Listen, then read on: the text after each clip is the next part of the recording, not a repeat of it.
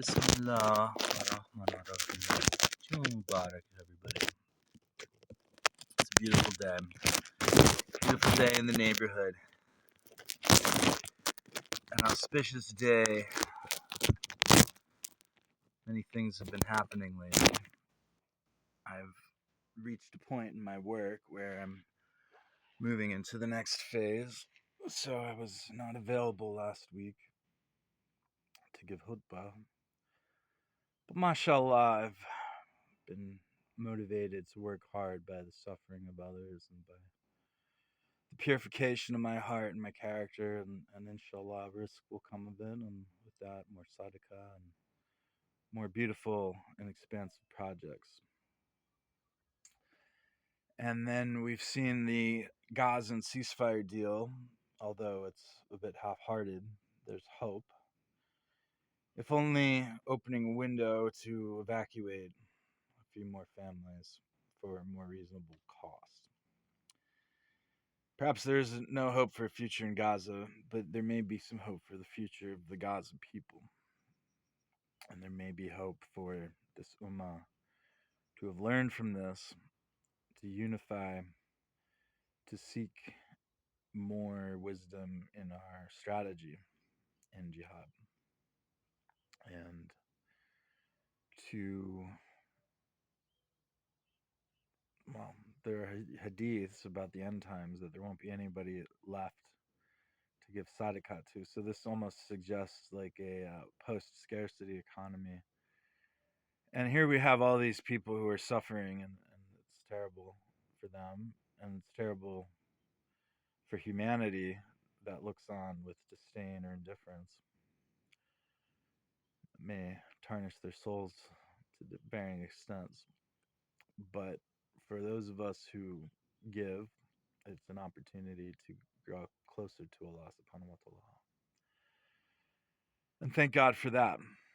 And I feel a growing love in my heart, and I look forward with tremendous optimism. The only thing that I really want in the dunya is to increase my family and invite some of these people in. Obviously, there's only so many people I can have in a family. But also to have it perhaps a greater family than those who are my mahrams, and adopted children and so forth through business.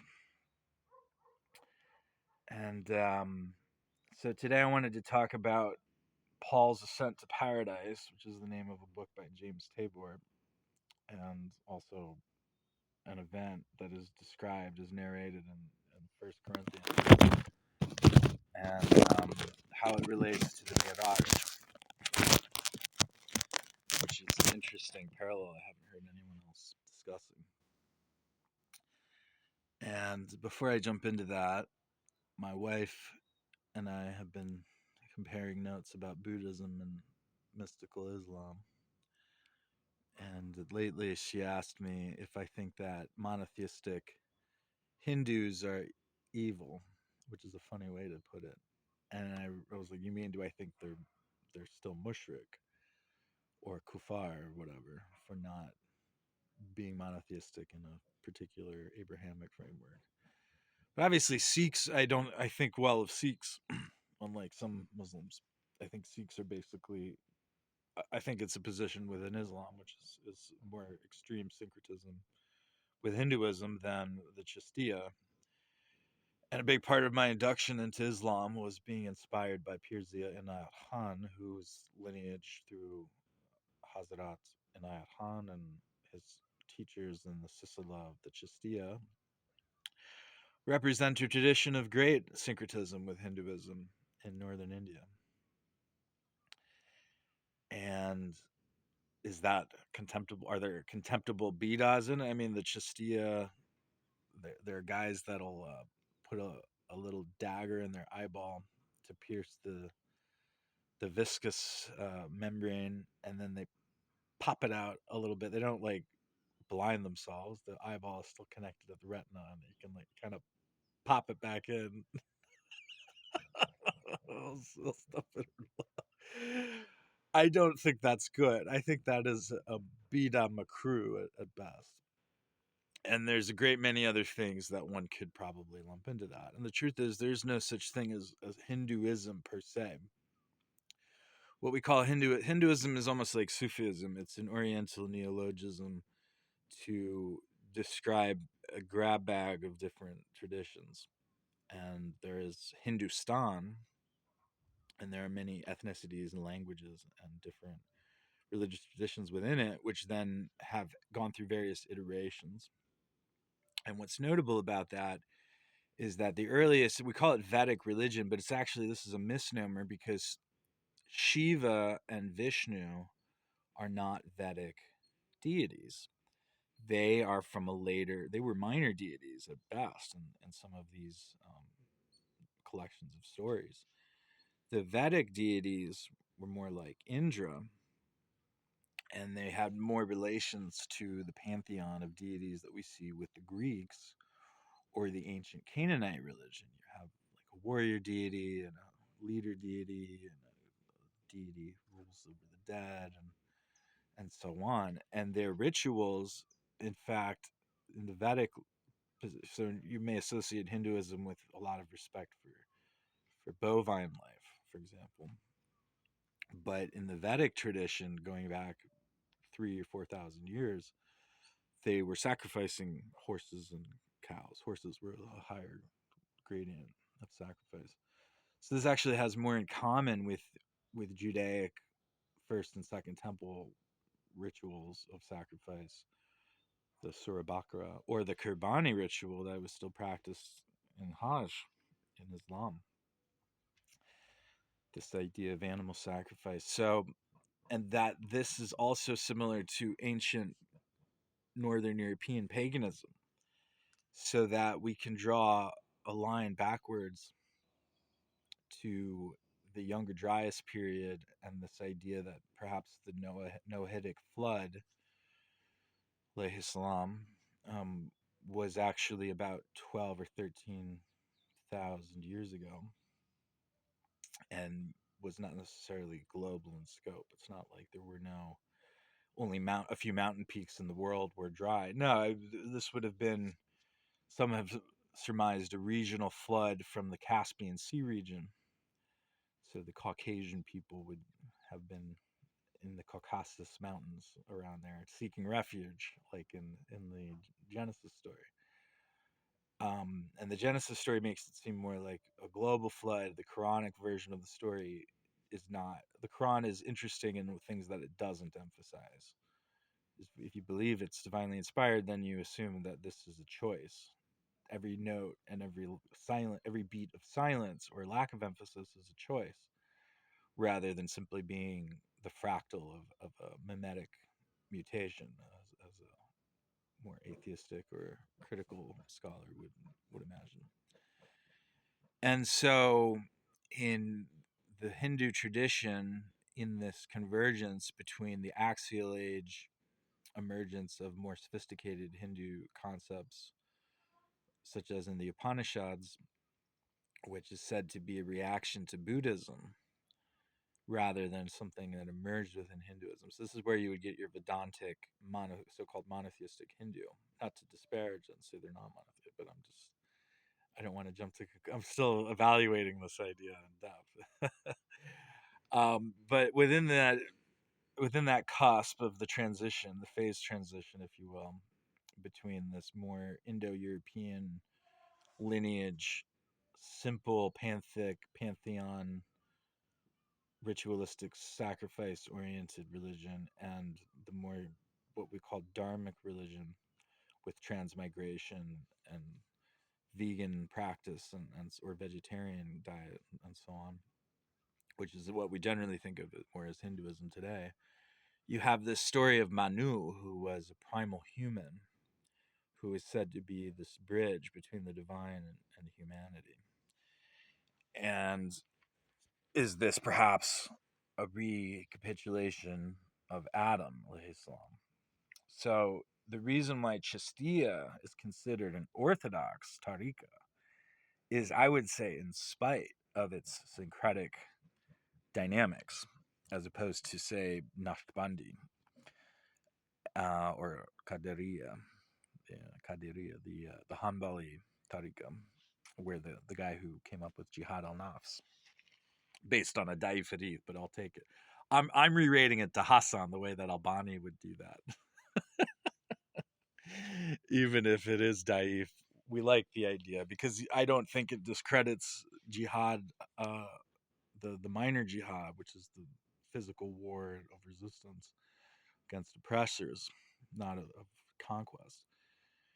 But rather that in order to fight this war, we must actually win this jihad al akbar first and attain the wisdom to be able to fight the war in a way that does not lead to the devastation that we have seen in Gaza, inshallah. And this is something I hope to contribute to. If we as Muslims are in God's army, getting up for our morning drills before the sun rises every day, then perhaps some of us can aspire to be in God's military intelligence.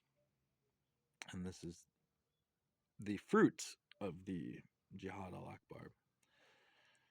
So, getting back to Chistiya, the Chistiya is so big that it gained through its inertia of popularity and obviously lineage of centuries this honorific of being considered a so-called orthodox tariqa, which of course orthodoxy is a term I'm critical of. I think orthodoxy is mostly a historical anecdote. It's sort of like Democrats and Republicans are orthodox, the Green Party and Libertarians aren't orthodox. Well, the Green Party is just a somewhat more left version of the Democrats, and the Libertarians are a somewhat more minimal version of the Republicans.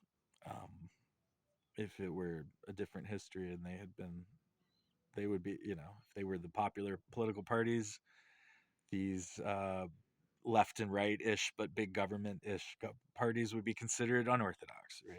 It's a bit relative to these things. It's not actually an approximation of consistent dogmas that are true, which of course people who believe in orthodoxy believe. They believe that orthodoxy is true, and that's why you should be orthodox, is to be safely within the truth without speculation. But alas, the Chistia has a lot of strange customs, and it is because of the syncretism. And they were so successful in India prior to the Mughals invading and dominating India with more, not compulsory, but more politically, sociopolitically, socioeconomically incentivized conversion, with the reign of Emperor Akbar being the exception, but the others were not very nice at all. And with the Chisti, before then, for a few centuries before then, they had this trade flow going on between Persia, which was mostly Muslim, and it was not yet Safavidic Shia, for what, not a detail that's terribly germane to this, but I thought I'd bring it up.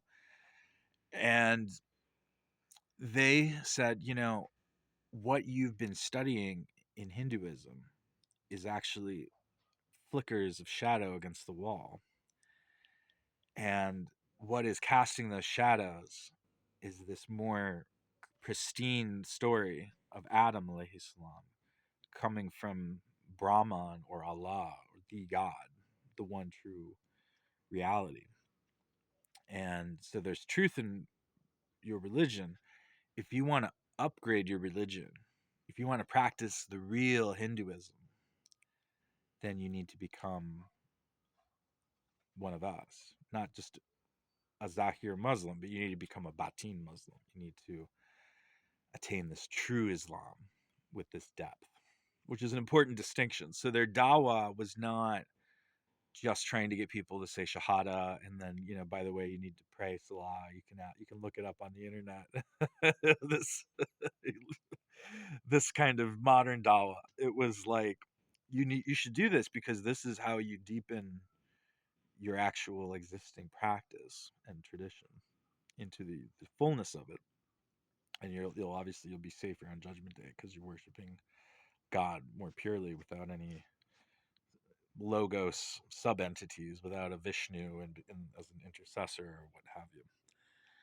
Well, you have the Prophet Muhammad, wasallam, but okay, let's get into the weeds on that.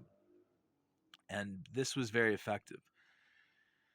And then the schools of Vedanta were probably also influenced by these waves of Sufi Dawa. Of course, Sufism was not a term back then. That's an Orientalist neologism. The term would have been tasawwuf or irfan from a more Shia perspective. But nonetheless, I believe that when you look at how various waves of innovation in Hinduism, so-called Hinduism, the Hindustani sphere of religious traditions, how they evolved in reaction. So, for instance, the Trimurti is a late 1500s concept that is a reaction to Christian missionaries teaching the Trinity. And they say, well, we have something like that. We have the Trimurti. But this was something that was like, well, the Brahman is like this demiurge. So he's sort of the father of the creation. But the Brahman, no, the Brahma rather, the sub Brahman. The Brahma is the demiurge. It's more like the logos in Gnosticism or Platonism and the demiurgos. And then you have Vishnu is sort of like with the Krishna incarnation is sort of like this sort of Christ figure a little bit, and he's preserving things. And then Shiva is the destroyer. But this is actually not true, because all of these attributes are in all of these deities, because these deities were the sole dominant pantheon figures, if not the sole figures. So almost monotheistic in a sense of different traditions. You have Kashmir Shaivism, which is a more immanentist pantheism. Sort of the body of Shiva is everything. So even the profane Najas, etc., are a part of it. Vaishnavism was a little bit more. You have this ritualistic cleansing of the kitchen before you cook and devote it to Krishna.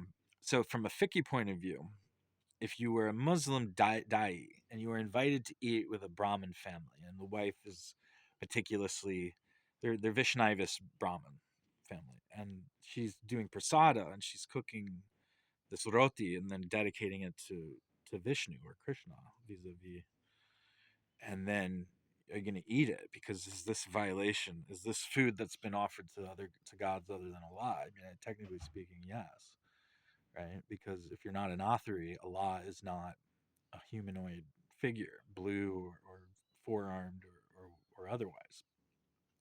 You know, two hands, one leg. Okay, but and then obviously author. The funny part of that is that authorities would be even less disposed to this kind of interfaith ecumenical practice, and there's basically no Hanbaliya or Hanbaliya influenced Hanafiya in the Desi region for way the Deobandi sort of Salafized Hanafis. They're way later.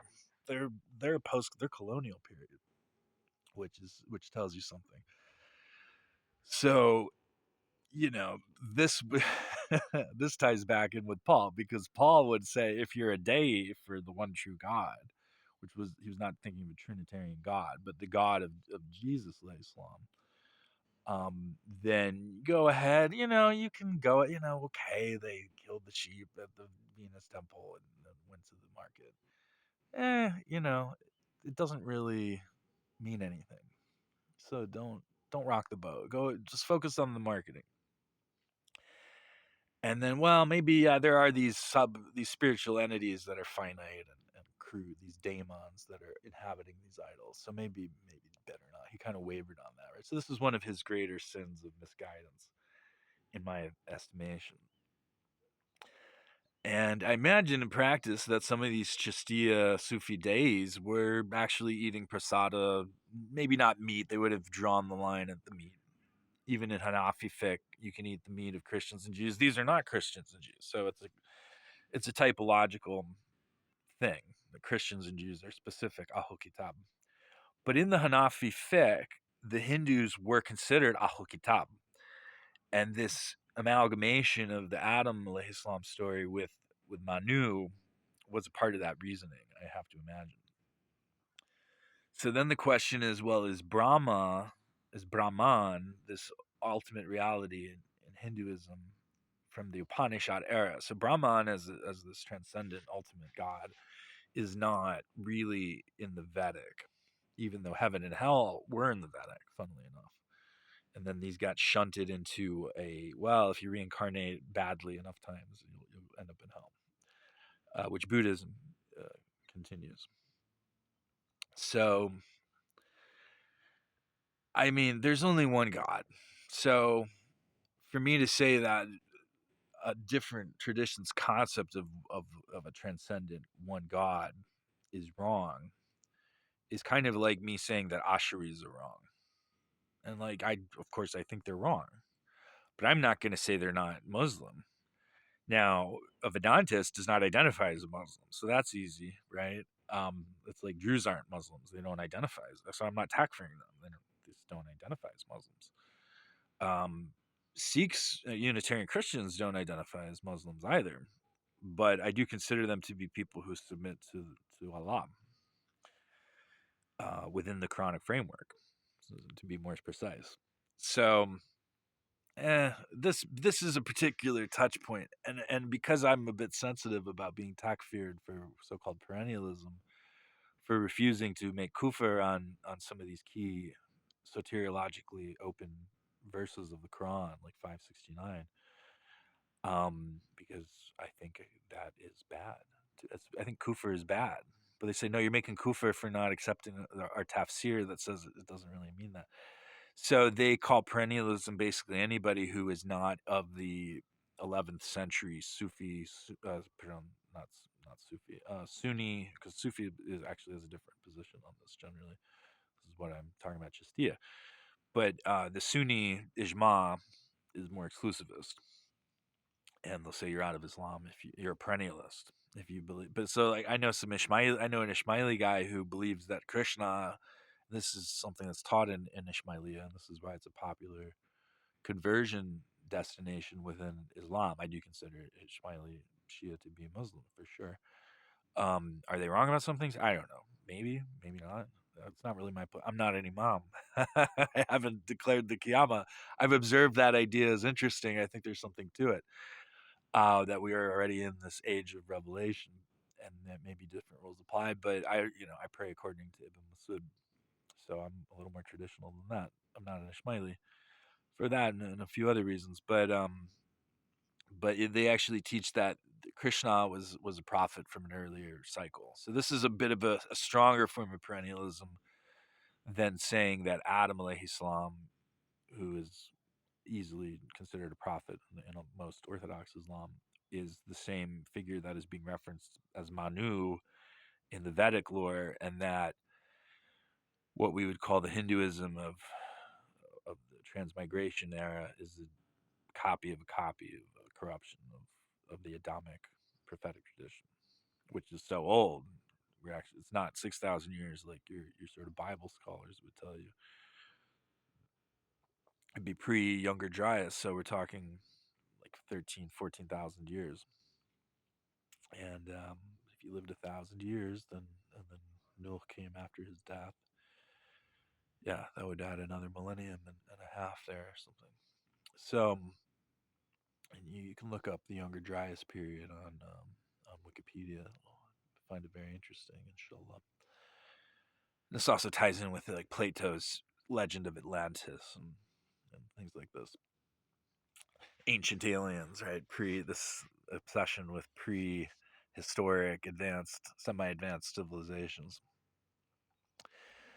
So, if it works for Dawa, I wouldn't want to exit the fold of Islam by saying that Advaita, that particular school. So there's Vishnaya Vedanta, which is more Vishnu oriented.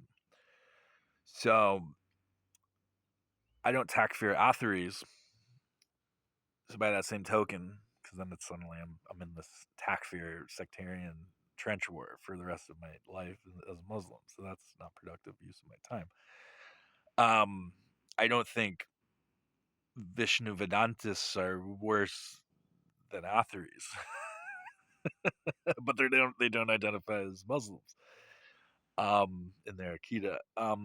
Advaita Vedanta is interesting because it's non-dualist. Yet there is a sort of Atman dualism that we find in some of these other Vedanta schools in the Quran. Um, and so Advaita Vedanta is closer to Buddhism in its non-dualism. And then is there a shirk in the non-dualism? So even in Sikhism, you have this idea of merging with God in the afterlife. Is that a sort of um, a shirk, or is it more like the Sufi idea of annihilation in God, which is the convergence of Ibn Arabi's ideas of the afterlife? That whether there's annihilation in hell of the damned, or there's universal salvation, or it's eternally fired up, if you learn to like it because you appreciate how awesome it is that God exists and God's like creating a fire that you're just trapped in, but like God's like creating it as like infinite energy.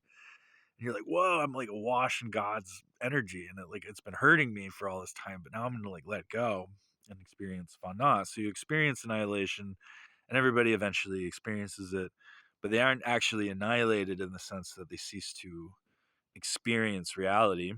They're perpetually experiencing reality. So it's all three. It's universalism, it's eternal conscious torment, and it's annihilation through fana, which makes the eternal conscious torment eternal conscious lament, and then eternal conscious reverie, I suppose. The becoming truly a companion of the fire. This was Ibn Arabi's twist. So, anyways, I don't know. I don't. Are they mushriks? Is this acceptable to Allah? I don't know. I'm a Muslim because it's safer to me to follow the final revelation in the textual form of Allah. Though I seek refuge in the early revelations and in later wahi, that is not a textual revelation, such as Ibn Arabi's work and other things. Joaquim de Fiore's predictions of the age of the Holy Spirit, etc. But you know my Akita, you've been listening to this channel. So then let's move along to this idea of astral projecting into various levels of paradise. So Paul talks about this. There was a practice of this prior to Paul's time in the Hellenistically influenced Second Temple Judaism. It's really impossible, scholarly speaking, to draw a line between Semitic and Hellenic thought. Um, the Hermeticists of Egypt were practicing a sort of go up to paradise and come back with marifa or divine wahi type ritualization. And from the Buddhist tradition and also Western occultists and the Islamic idea of a barzakh realm that we can enter in our sleep, hence the practice of Salman al Farsi of making wudu before you go to bed so you can be ritualistically prepared for your soul in this realm to be pure. And also, there's the hadith of the devil urinating in your ear if you're waking up late for Fajr. And it's funny because there have been times where I wake up and it's like 5 minutes to sunrise, and I gotta boom, I go and I watch. I don't have time for sunnah raka. I just do the 2 raka, and I'm dreaming about something haram. I'm dreaming about debt or drugs or something, some other kind of haram, And then I snap, so I could stay in that dream. No, but the drugs, you miss Fajr. Maybe there's a metaphorical reality to that, even if it's daif. There's something to these things, um, and it makes you wonder about the grave punishment that it might be like a foretelling dream. I'm a little bit agnostic about all of that, but I'm not so agnostic about the idea that the imaginal realm of the jinn, of the subconscious that we enter in our dreams, has a spiritual reality to it. I do think there's a lot of truth to that. And so astral projection, inducting a brain state through meditative conditioning, and a targeted telos, and then doing remote viewing, for example. This has been known to happen.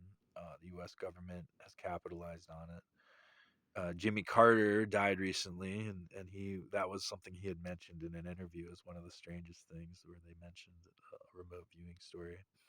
They went to a woman with this capability, and they found a plane, and that's just what they declassified to nice old President Carter. So the real hardcore remote viewing dossiers probably have to do with military situations, hostage situations, and so on. So I believe that remote viewing is a real thing. So if remote viewing is a real thing, then why can't you also astral project into the celestial realms beyond the imaginal realms? And this would take an additional level of either, maybe it's even beyond training. Maybe this is something that can only be accomplished through divine guidance. And this is why Paul in Corinthians uses that experience as a certification of his exemplary authority. You probably would have even, like, the Gospel of John didn't exist at the time.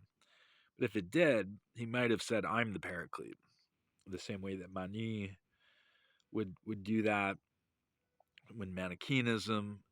Mani basically means the paraclete in a Persian parlance.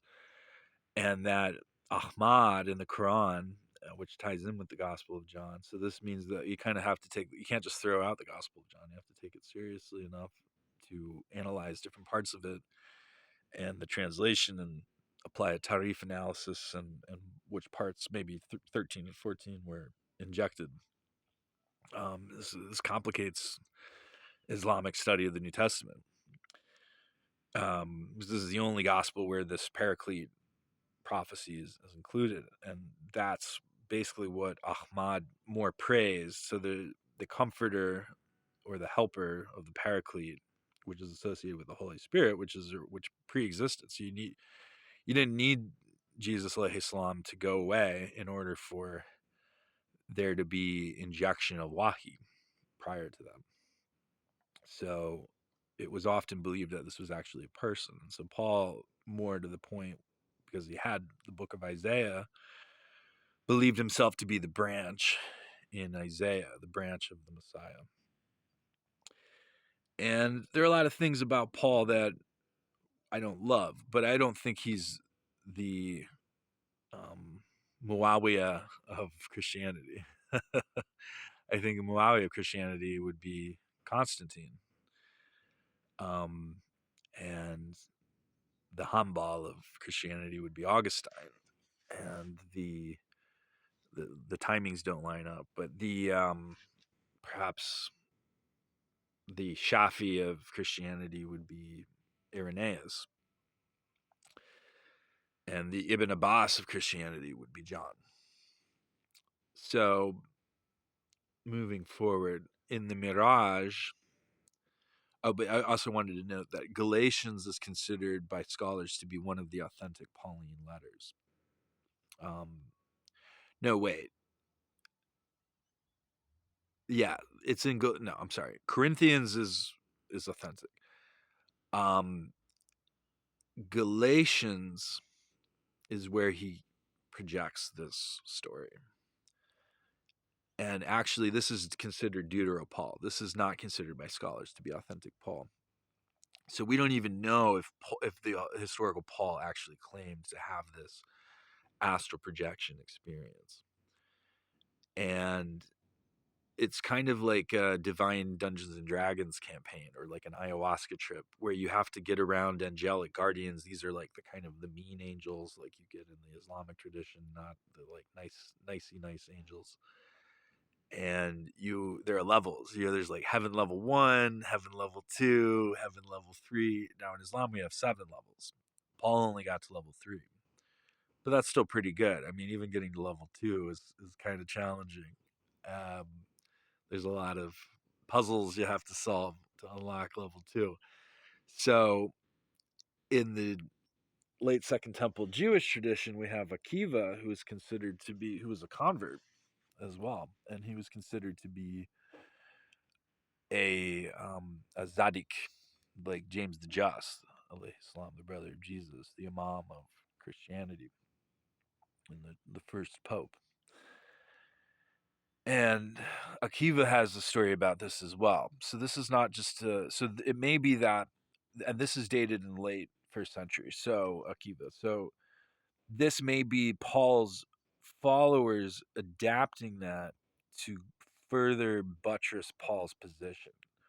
Whereas in Corinthians, Paul's position is that he has authority because he had this vision on the road to Damascus directly from Christ as a spiritually Super Saiyan Christ, which makes him better than the base Goku companions of Christ, um, and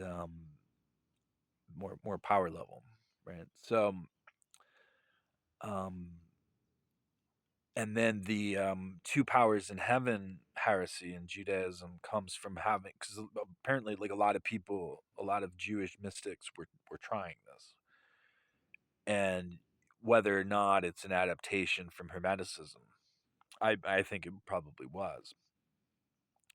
And then in a lot of Sufi fields, there's a lot of respect for Hermes Trismegistus, who was a Greek who took on the name of the Homeric entity, um, and was sort of a Pythagorean figure, draped in mystery. And then there's in Western occultism, there's still legend about, well, maybe this was actually this like Hermes actually, Thoth was actually going around and giving people wisdom. And there's like the Emerald Tablet and all these things. So the dream of a divine interlocutor bequesting us with exceptional wisdom, which then unlocks the capability to astral project into paradise, into the divine realms, to obtain further blessings and knowledge, although perhaps at great peril, is not exclusive by any means to the Jewish mysticism of the first century. And, anyways, in one of these Arrowid trip stories from these Jewish mystics, a fella goes up into the divine kabod, the divine palace on level 3, with a party, a coterie, if you're a White Wolf fan, of other Jewish mystics, and one of them gets burned by an angel, and he snaps out of his trance and he goes crazy, and then another one gets cold feet and decides to pull out of the matrix, and then one of them makes it all the way to the divine throne room, and there he is quite surmised and bemused and flabbergasted to see that upon the divine throne is not God, which back then they had a sort of anthropomorphic concept of God as a gigantic humanoid. But there's a much smaller, it doesn't quite fit the throne. There's a much smaller figure on the throne doing all of the accounting and administration. And this would be presumably Metatron, the archangel who is the ascended form, the angelification of Enoch, alayhi salam, from the conclusion to the original trilogy, not to be confused with the prequels of the books of Enoch.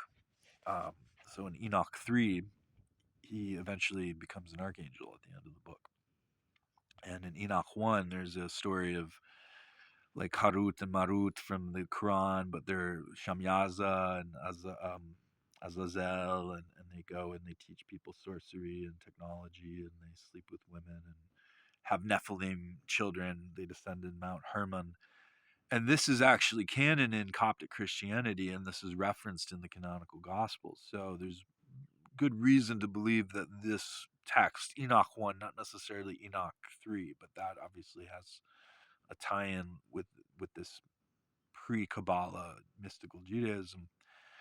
Um, but that Jesus Islam and the people of Qumran, Yahya, John the Baptist, Islam, they all believed in Enoch as legitimate scripture and presumably as historical. And then Enoch, after this initial story with the first city, he goes and he visits the underworld, and it's more of this Hellenic kind of. It's not high torture, fire torture underworld. It's just kind of like a drab imprisonment.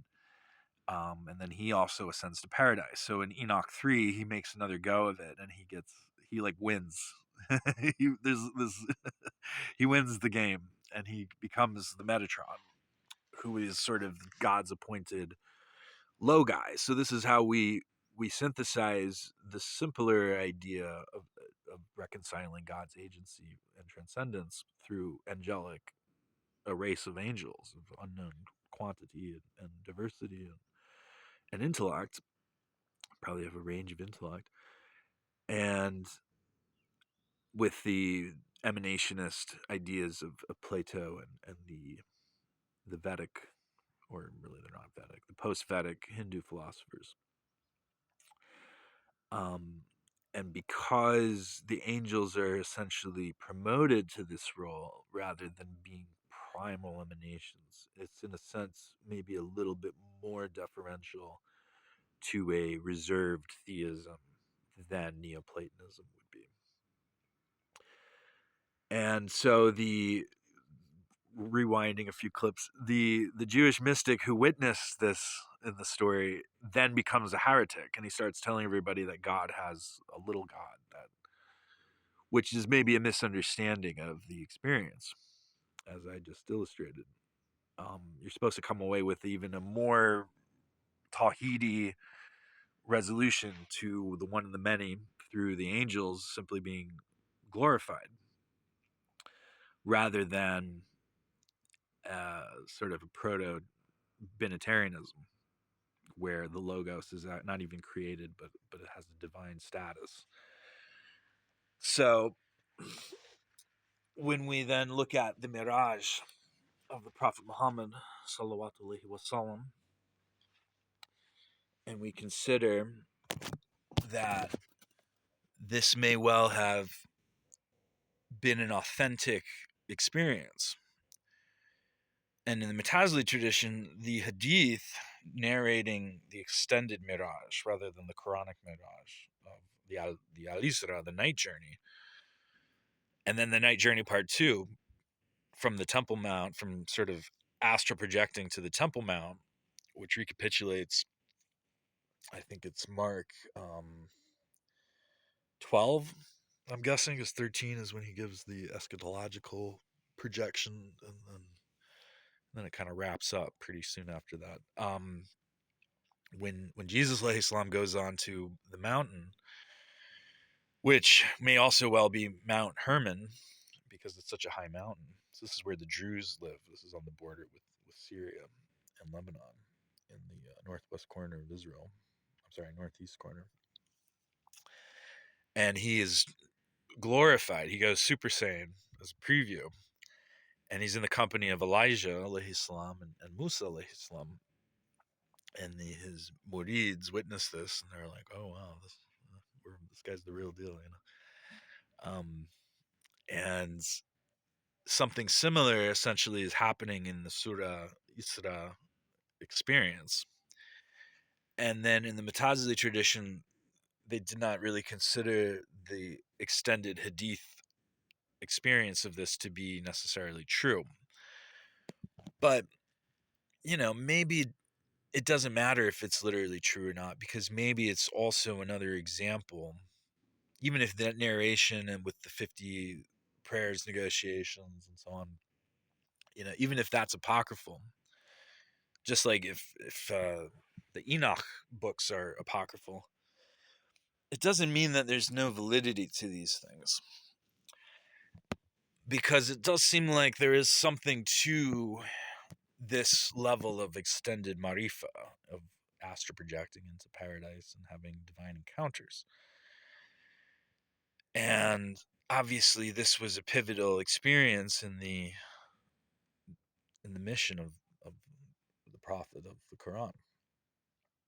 rather than the Prophet of Islam as all prophets. So he's the Prophet of the Quran specifically. And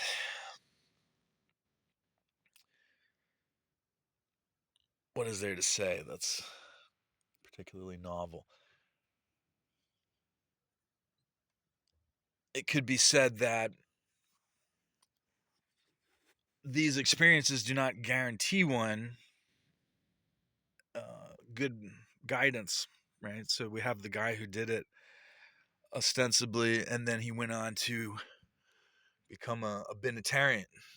And we have Paul, who at the very least is a bit arrogant because of his experiences, even if the Galatians is not actually Paul, and he didn't actually have this experience, and it's a back projection. But he had some experience, right? That's official Paul, and he got a bit arrogant about it, and he was putting his voice over the Imam, over James the Just, and so when we think about the Miraj of the Prophet Muhammad, we consider that he came away with it. He stayed very humble, relatively speaking, as far as prophets go, as far as veterans of divine ascensions go. And this is also the surah in which we have the commandment, which is a nafil commandment. It's considered a sunnah commandment for hymns, and that we can elect to undertake a praying in the middle of the night, and that our du'as may be answered, and that we may be raised to a higher station, a more praiseworthy maqam. And this concept of praiseworthy, there's I think a hadith that says that before there comes praise, there must come glorification. So this concept of glorification, so Muhammad is the most praised one, and Ahmad is more praised, right? So the ach and the ham, these are conjugations of the same root, and so alhamdulillah, right, is praise be to God. And then the glorification is what Paul was teaching in his Christology, that Christ achieved this glorification. So Paul was not cribbing Enoch 3, although the original ending of Mark seems similar to the ascension of Isaiah in a divine disappearing act rather than a physical resurrection with a visit, which is more in the later Gospels, and it's in the grafted ending to Mark. And so in Paul's, this suggests perhaps not necessarily that Mark was even the first, although there's, I think, a lot of arguments for that, or that Mark was a Ebionite text. It could be that Mark was very much turn of the first century or late first century Pauline tradition text with Pauline influences, but that Pauline influence entails more of this angelification, divine ascension ethos and mythos as well. And then this ties in with how the Sufis think of the Prophet Muhammad. If they don't go all the way to this logos Hakika Muhammadiyya concept, and so the hadith about the glorification comes before praise. So I heard this and I thought, I'm going to start switching up my zikr after salam. I'm going to start saying subhanallah before alhamdulillah and see what that does for me. And this is in a time where I am completing a project, or at least the launch milestone. That's not complete. There's so much more to do. And inshallah, I will be raised to a more praiseworthy station, and I'll be able to do more amazing sadaqah than just handing out hundreds of dollars here and there and keeping people from starving. But I'll be able to really change some people's lives. And then I will continue to strive and be raised to an even more praiseworthy station so that I can do something at a more mass level in regards to either the economics or the scholarship or both, inshallah.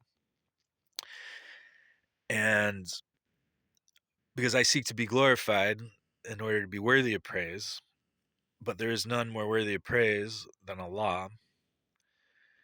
and there's none more glorified than Allah, and all glory derives from Him. And it's this desire, it's sort of like the Bodhisattva tradition, Mahayana Buddhism, that we see in the Hermetic thing as well, that you don't just ascend to heaven, but you come back. And we see this in the prophetic tradition as well. And you come back to help people. So this is the hero's journey of Joseph Campbell. You cross the threshold, then you find the elixir of life or the philosopher's stone or what have you in the strange other world. And then you return to whence you came. You go back to the beginning and you begin to know the place for the first time. And you are able to bring that divine gift to transform the people. And this is what I believe we're all called to do. And by we, I don't mean just literally everybody or every Muslim, but everybody who's listening to this, everybody who is in the orbit of this thought, of this proto tariqa here on the Zan Islam channel, this Batini Mutaziliya, is that we have to, often a lot of us are either influenced by the West living in the East, or we are living in the West and we're Westerners and we're converts. I'm not sure. I'd love to learn more about my listeners in this regard, but we have a gift to give the Ummah without necessarily having astrally projected into paradise and ascending in a mirage and being glorified and then returning with divine gifts. And we have to do our best to impart these gifts to the Ummah through non divisive speech that is guiding, even if it's critical of the tradition. You'll find that there's a lot of receptivity to this in the